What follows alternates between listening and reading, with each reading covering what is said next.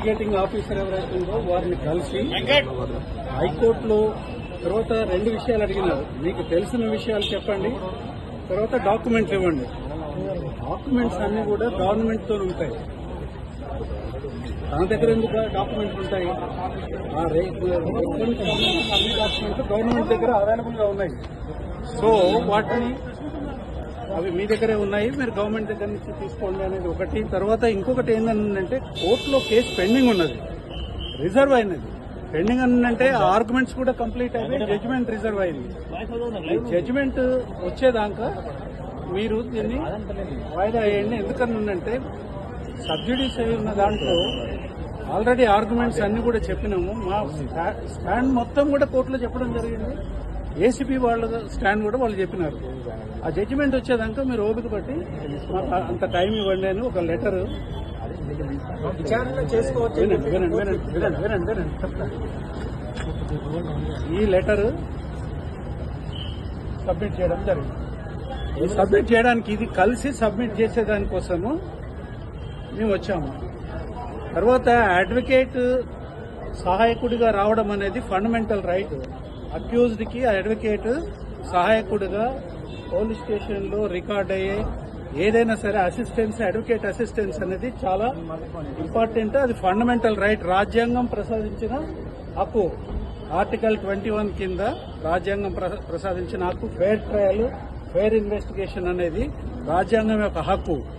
ఆ హక్కును కూడా కాలదనే పద్ధతుల్లో మీరు అడ్వకేట్లను తీసుకురావద్దు అని అంటే, మరి అడ్వకేట్లను తీసుకురాకుండా నేను రాను ఎందుకు అని అంటే, ఈ మధ్యన ఒక ఇన్సిడెంట్ జరిగింది.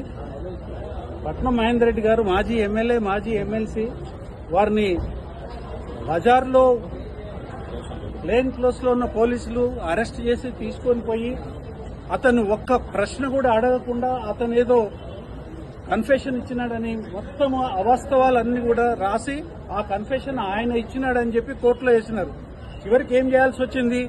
అందులో కేటీఆర్ గారి పేరు చెప్పి ఆ కన్ఫెషన్ తయారు చేసి ఒకటి ఫ్యాబ్రికేట్ చేసి కోర్టులో వేస్తే చివరికి ఆయన అది చూసుకొని నేను అసలు కన్ఫెషన్ ఇవ్వలేదు, నన్ను స్టేట్మెంటే తీసుకోలేదు అని అతను మళ్లీ కోర్టు దగ్గర ఒక అఫిడవిట్ ఇచ్చి దాన్ని ఆ కన్ఫెషన్ ని డ్రాప్ చేయించినది. సోకాల్డ్ ఫేక్ కన్ఫెషన్ ఏదైతుందో దాన్ని డ్రాప్ చేయమని పిటిషన్ వేయాల్సిన పరిస్థితి ఏర్పడింది. ఇవాళ అది జరగకూడదని ఏమున్నది? లోపలికి పోకుండా వస్తే అది ఏసీపీ విచారణకు అగెన్స్ట్ కదా? కాదు, అడ్వకేట్ వెళ్ళొచ్చు. కోర్టులో అనేక సందర్భాలలో ఇట్లా రిఫ్యూజ్ చేసినప్పుడు మేము కోర్టుకు పోయి డైరెక్షన్స్ తీసుకుని అడ్వకేట్ అసిస్టెన్స్ విచారణ సందర్భంలో ఉన్నది. ఎందుకనంటే ఒత్తిడి చేయకూడదు, తర్వాత లేనిది రాయకూడదు, కానీ చెప్పంది కూడా చెప్పినట్టుగా రాయకూడదు. వీటన్నిటికీ అడ్వకేట్ అసిస్టెన్స్ అవసరం. విచారణకి పోయి కోఆపరేట్ చేయడానికే కదా మేము వచ్చింది ఇక్కడికి. వాట్ నెక్స్ట్ అనేది వాళ్ళు చెప్పాలా. వాట్ నెక్స్ట్ అనేది ఇప్పుడు మేము ఇవ్వాల్సిన లెటర్ మేము ఇచ్చినాము. మేము తను స్వయంగా వచ్చి ఇచ్చేదానికోసమే తను వచ్చినాడు. మరి తనను అలో చేయలేదు, అడ్వకేట్లను కూడా అలో చేయలేదు. ఏం అవసరం అండి? ఒక అథారిటీకి లోపలికి రానిస్తే ఏంటి ఇబ్బంది? ఒక మాజీ మంత్రి, ప్రజెంట్ ఎమ్మెల్యే లోపలికి రానిస్తే ఏంది? ఒక అడ్వకేట్ కూడా లోపలికి రానిస్తే ఏంది? ఏసీబీ ఆఫీసులో కూడా ఎంటర్ కానియకుండా బజార్లో నిలబెట్టి అవసరమా ఇది? మేము ప్రాధాయపడ్డాము. అథారిటీ యొక్క గౌరవంకి భంగం అవుతుంది. మీరు ఆఫీసర్స్ ఇట్లా రోడ్డు మీదకి రాకూడదు, మీరు వచ్చి ఇక్కడ తీసుకోకూడదు అని అంటే పర్వాలేదు, మీరు ఇక్కడే ఇవ్వండి, మీరు మేము అక్కడికి రానియమని అన్నారు. ఏం పద్ధతి? ఏం నడుస్తా ఉంది రాష్ట్రంలో? ఈడీ విచారణ కూడా ఉన్నది. ఈడీ విచారణకి కూడా పోతామండి. ఈడీ విచారణకు కూడా అటెండ్ అవుతాము. ఇవాళ అటెండ్ కావాలనే కదా పోయింది. అడ్వకేట్ రానియమనే నెపంతో ఇవాళ అక్యూజ్డ్ స్టేట్మెంట్ ఇవ్వడానికి సిద్ధంగా ఉన్నా కానీ స్టేట్మెంట్ తీసుకోలేదు.